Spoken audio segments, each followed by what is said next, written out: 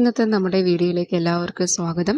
Piles, ഫിഷറിനെയൊക്കെ പറ്റിയിട്ട് എല്ലാവരും കേട്ടിട്ടുണ്ടായിരിക്കും. കുറേ പേരെങ്കിലും അതിൻ്റെ ബുദ്ധിമുട്ട് അനുഭവിച്ചിട്ടുള്ളവരുമായിരിക്കും. അപ്പോൾ ഈ നടക്കുമ്പോഴും നിൽക്കുമ്പോഴും ഒക്കെയുള്ള സഹിക്കാനാവാത്ത വേദനയാണ് ഇതിൻ്റെ ഏറ്റവും പ്രധാനപ്പെട്ട ലക്ഷണമായിട്ട് നമ്മൾ കണ്ടിട്ടുള്ളത്. അപ്പോൾ ഈ ലക്ഷണങ്ങളോട് കൂടി തന്നെയാണ് ഇവർ രണ്ടുപേരും പ്രസൻറ്റ് ചെയ്യുന്നത്. ഇവർ തമ്മിൽ എന്തെങ്കിലും വ്യത്യാസമുണ്ടോ? പൈൽസും ഫിഷറും ഒന്ന് തന്നെയാണോ? ഇതിനോടൊപ്പം നമ്മൾ കേട്ടിട്ടുള്ള മറ്റൊരു കണ്ടീഷനുണ്ട്, ഫിസ്റ്റുല. Piles, fissure, fistula. ഇത് മൂന്നും ഒരേ കണ്ടീഷൻസ് ആണോ? അത് മൂന്നും മലദ്വാരത്തിൻ്റെ അവിടെ ഉണ്ടാകുന്ന കണ്ടീഷൻസ് ആയതുകൊണ്ട് തന്നെയാണ് നമുക്ക് ഈ കൺഫ്യൂഷൻ വരുന്നത്. അപ്പോൾ ഇന്നത്തെ വീഡിയോയിൽ നമുക്ക് പൈൽസും ഫിഷറും തമ്മിൽ എങ്ങനെ വ്യത്യാസപ്പെട്ടിരിക്കുന്നു, പൈൽസ് ആണോ ഫിഷർ ആണോ എന്നുള്ളത് ലക്ഷണങ്ങളിലൂടെ എങ്ങനെ മനസ്സിലാക്കാം എന്നുള്ള കാര്യങ്ങളാണ് നമ്മൾ പറയാൻ പോകുന്നത്. മലദ്വാരത്തിൻ്റെ അവിടെ സഹിക്കാനാവാത്ത വേദന, അതിനോടൊപ്പം തന്നെ സ്പോട്ടിംഗ് ആയിട്ടോ അല്ലെങ്കിൽ ചിലപ്പോൾ നല്ല രീതിയിലുള്ള ബ്ലീഡിങ് ഉണ്ടാവാം. അപ്പോൾ ഈ ലക്ഷണങ്ങളൊക്കെ കണ്ടു കഴിഞ്ഞാൽ മിക്ക ആൾക്കാർക്കും ഒറ്റ ഡയഗ്നോസിസേ ഉള്ളൂ, പൈൽസ്. അപ്പോൾ ഈ ലക്ഷണങ്ങളോട് കൂടിയിട്ട് നമ്മളൊരു ഡോക്ടറെ കൺസൾട്ട് ചെയ്യാൻ പോകുന്നത് തന്നെ ഈ പൈൽസ് ആണ് എന്നൊരു മുൻധാരണയോട് കൂടിയിട്ടായിരിക്കും. പിന്നീട് ഡോക്ടേഴ്സ് അത് കൃത്യമായി എക്സാമിനേഷൻസ്, ഇൻവെസ്റ്റിഗേഷൻസ് ഒക്കെ ചെയ്തതിന് ശേഷം ഇതല്ല ഫിസ്റ്റുല, ഫിഷർ അങ്ങനത്തുള്ള കണ്ടീഷൻസും ആകാം എന്ന് കൃത്യമായി പറഞ്ഞു തരുമ്പോഴാണ് നമ്മൾ അത് പൈൽസ് അല്ല എന്ന് മനസ്സിലാക്കുന്നത്. സോ ആദ്യം നമുക്ക് പൈൽസ് എന്താണെന്ന് നോക്കാം. പൈൽസ് അല്ലെങ്കിൽ ഹെമറോയിഡ്സ് എന്ന് പറയുന്നത് നമ്മുടെ മലദ്വാരത്തിൻ്റെ അവിടെയുള്ള വെയിൻസ്, രക്തക്കുഴലുകൾ തടിച്ച് വരുന്നതാണ് ഈ ഹെമറോയിഡ്സ് എന്ന് പറയുന്നത്.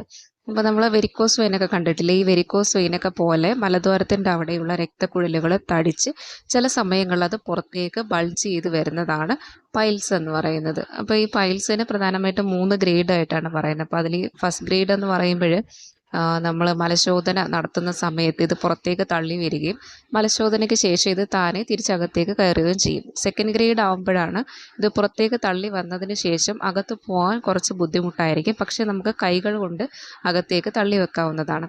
തേർഡ് ഗ്രേഡ് ആകുമ്പോഴത്തേക്കും ഇത് തിരിച്ച് അകത്തേക്ക് പോകത്തില്ല, എപ്പോഴും പുറത്ത് തന്നെ നിൽക്കുന്ന കണ്ടീഷനാണ് ഗ്രേഡ് 3യിൽ വരുന്നത്. അപ്പോൾ അതാണ് പൈൽസ് എന്ന് പറയുന്നത്. ഇനി ഫിഷർ എന്താന്ന് നോക്കാം. ഫിഷർ എന്ന് വെച്ചാൽ നമ്മൾ മലശോധന നടത്തുന്ന സമയത്ത് നന്നായിട്ട് മലബന്ധമൊക്കെ ഉള്ള ആൾക്കാരാണെങ്കിൽ മലം പോകുന്ന സമയത്ത് ആ ഏരിയയിൽ സ്കിന്ന് വലിഞ്ഞ് പൊട്ടുന്നതാണ് ഈ ഫിഷർ എന്ന് പറയുന്നത്. ശരിക്കും നമ്മുടെ കാലിലൊക്കെ വിണ്ടുകീറൽ കാണുമല്ലോ, അതുപോലെ മലദ്വാരത്തിൻ്റെ അവിടെ ഉണ്ടാകുന്ന വിണ്ടുകീറലുകളാണ് ഈ ഫിഷർ എന്ന് പറയുന്നത്. അപ്പം മലശോധന നടത്തുന്ന സമയത്ത് സ്കിന്നിലുണ്ടായ ഈ മുറിവുകൾ ഒന്നും കൂടി വലിയും. അപ്പോൾ ഇങ്ങനെ വലിഞ്ഞു മുറുകുന്നതിൻ്റെ ഒരു ഭാഗമായിട്ട് അസഹനീയമായ വേദനയായിരിക്കും ഫിഷറിനുണ്ടാകുന്നത്. കമ്പാരിറ്റീവ്ലി പൈൽസിനെക്കാട്ടിയും വേദന കൂടുതലായിട്ട് വരുന്നത് ഫിഷറിനായിരിക്കും. അതായത് ഒരു കത്തി കൊണ്ട് കുത്തുന്ന പോലെ അല്ലെങ്കിൽ ഭയങ്കരമായ നീറ്റലോ ആ രീതിയിലുള്ളൊരു വേദനയായിരിക്കും ഇതിന് അനുഭവപ്പെടുന്നത്. ഇവർ രണ്ടുപേരെയും തമ്മിൽ വേർതിരിച്ചറിയാൻ കഴിയുന്ന ഏറ്റവും പ്രധാനപ്പെട്ട ഒരു ലക്ഷണം എന്ന് പറയുന്നത് ഈ പുറത്തേക്ക് തള്ളി വരുന്ന മാസാണ്. പൈൽസിൻ്റെ കേസിലാണെങ്കിൽ നമ്മൾ ഈ പറഞ്ഞ പോലെ രക്തക്കുഴലുകൾ തടിച്ചത് പുറത്തേക്ക് തള്ളി വരുന്നുണ്ടായിരിക്കും. പക്ഷേ ഫിഷറിൻ്റെ കേസിൽ അങ്ങനെ ഒരു പ്രൊട്രൂഷൻ ഉണ്ടാകണം എന്നില്ല. പക്ഷേ നമ്മൾ പ്രത്യേകം ശ്രദ്ധിക്കണം, പൈൽസും ഫിഷറും ഒരുമിച്ച് കാണാറുണ്ട്. ആ കേസുകളിൽ ഫിഷറിനോടൊപ്പം തന്നെ പൈൽസും കാണുന്നത് കൊണ്ട് ആ കേസുകളിൽ ഇതുപോലെ പ്രൊട്രൂഷൻ ഉണ്ടാകാറുണ്ട്. ഈ പൈൽസ് നമുക്കറിയാം ഒരുപാട് നാൾ മലബന്ധമൊക്കെ ഉണ്ടാകുന്ന, ഒരുപാട് മുറുകിയൊക്കെ പോകുന്ന അവസ്ഥ, ആ ഒരു കണ്ടീഷനിലൊക്കെയാണ് പൈൽസ്. അതുപോലെ റിപ്പീറ്റഡ് ആയിട്ടുള്ള പ്രഗ്നൻസി സമയത്ത് ആ ഏരിയയിലേക്കുള്ള പ്രഷറൊക്കെ കൂടുന്നത് കാരണം പൈൽസ് ഉണ്ടാകാറുണ്ട്. പിന്നെ ചിലർക്ക് പാരമ്പര്യമായിട്ടുള്ളവർക്കും അത് വരാറുണ്ട്. സോ പൈൽസ് എന്താണ്, ഫിഷർ എന്താണ് എന്നൊക്കെ മനസ്സിലായി കാണുമെന്ന് വിചാരിക്കുന്നു. ഇനി നമുക്കിത് ലക്ഷണങ്ങളിലൂടെ എങ്ങനെ തിരിച്ചറിയാമെന്ന് നോക്കാം.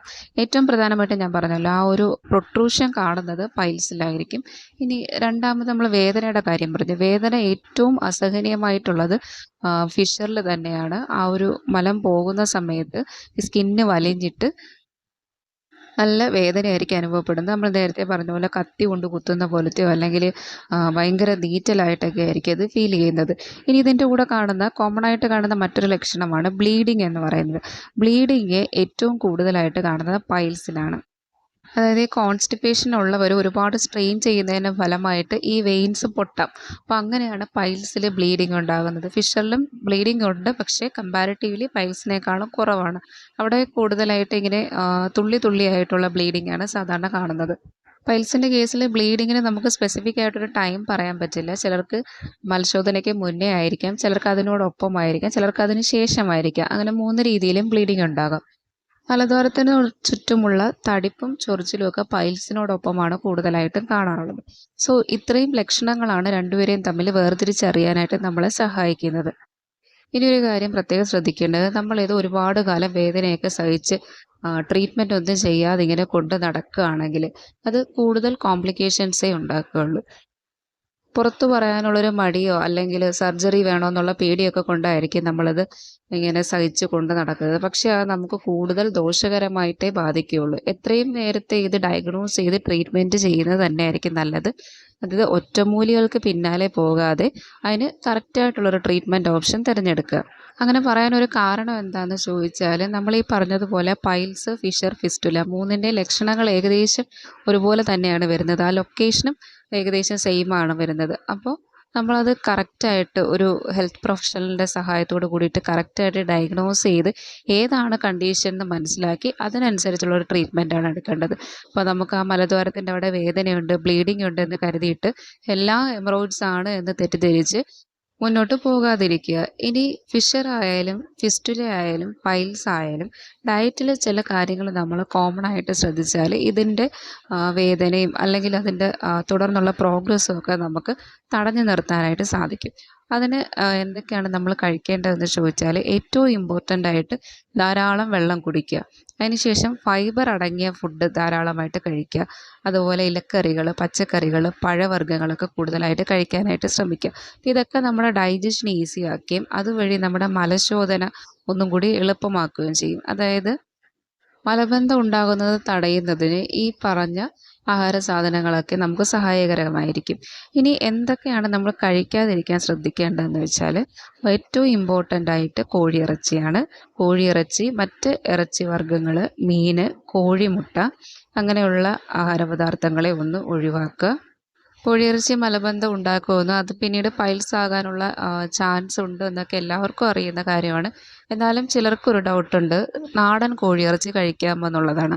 അപ്പോൾ ഈ പറഞ്ഞ ഏതെങ്കിലും അവസ്ഥകൾ കാരണം ബുദ്ധിമുട്ടുന്നവരാണെങ്കിൽ അവരുടെ കറണ്ട് സിറ്റുവേഷൻ എന്താണെന്ന് നോക്കുക. അതായത് ഇപ്പോൾ അവരുടെ അവസ്ഥ എന്താണ്, ഇത് കാരണം ബുദ്ധിമുട്ടുണ്ട്, സഹിക്കാനാവാത്ത വേദനയുണ്ട്, ബ്ലീഡിംഗ് ഉണ്ട്, അങ്ങനെ ഒക്കെയുള്ള അവസ്ഥയാണെങ്കിൽ തീർച്ചയായിട്ടും അവർ കോഴിയിറച്ചി, കോഴിമുട്ടയൊക്കെ തീർത്തും ഒഴിവാക്കുന്നത് തന്നെയാണ് നല്ലത്.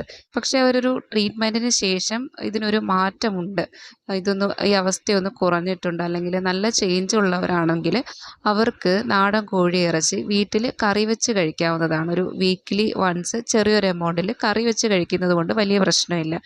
പക്ഷേ പുറത്തുനിന്ന് വാങ്ങുന്നുള്ള ഫ്രൈ, ചിക്കൻ ഫ്രൈ അല്ലെങ്കിൽ അൽഫാം അങ്ങനത്തുള്ള മസാലകൾ ഒരുപാട് ചേർന്ന് വരുന്ന ചിക്കൻ ഐറ്റംസൊക്കെ ഒഴിവാക്കുന്നത് തന്നെയാണ് നല്ലത്.